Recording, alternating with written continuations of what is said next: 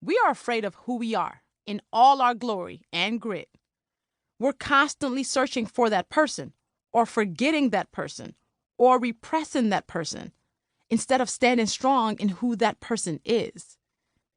Being fully ourselves is necessary for us because it serves as a grounding force.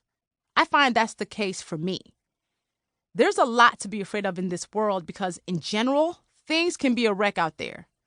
And none of us need to be afraid of who we are in our whole personhood because who has the time?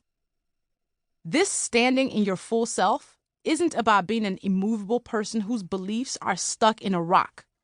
It's not that can't nobody tell you shit or that you're not able to admit when you're wrong. Instead, it's about having a strong sense of identity. It's about knowing you belong in this world just as much as anyone else. It's about taking up the space you earned simply by being born. One of my favorite poems is Desiderata, written by Max Ehrmann. My favorite part is, you are a child of the universe, no less than the trees and the stars. You have a right to be here. You have a right to be here. You sure in the hell do. Oddly enough, knowing this fullness of who you are doesn't make you more stubborn.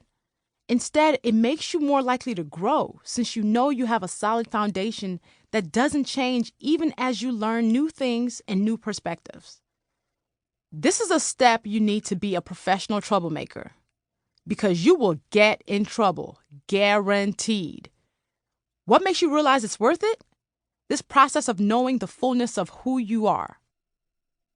A lot of fear fighting and professional troublemaking is confronting things that will knock us off our square. Things that will slap us into dizziness and make us forget everything we know is real. We need solid feet, rooted in something strong to continue to stand. Knowing ourselves is important because it provides that foundation for us. It doesn't allow anyone or anything to tell us who we are. Because when people tell us how amazing we are, that's good to absorb. But what about when someone tells us we aren't worthy, or we don't have value, or we don't deserve kindness and love, or that we deserve paper cuts? To know thyself is to not take all the praise to head or take all the shame into heart. To know ourselves is to write our values in cement, even if our goals are in sand. To know thyself is to know your core. And for me, to know my core is to feel rooted in something outside myself.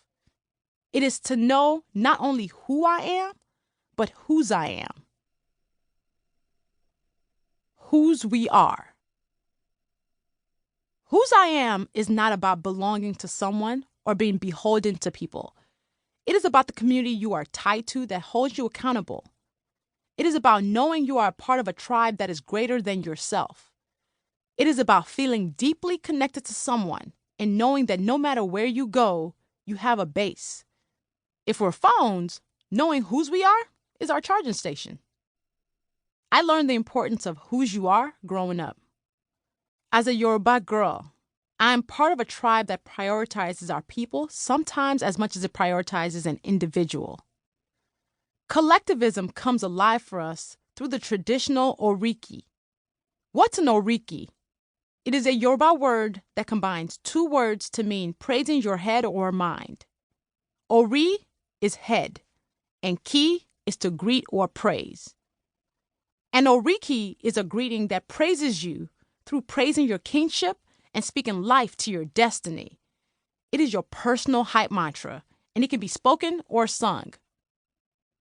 The original attempts to tell you who you are make up your oriki.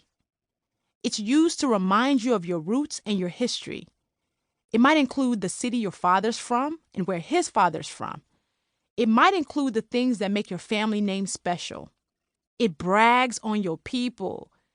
It lets people know who you were, who you are, and who you will be. It reminds you of those who came before you and blesses those who will come after. It might even include some shade. Orikis are often sung at birthdays and celebrations. They're also sung to see you off into the next life. An oriki connects you to your ancestors, and it will move even the most stoic to cry because you feel it in your chest. Your tear ducts just give up the ghost and let the water go.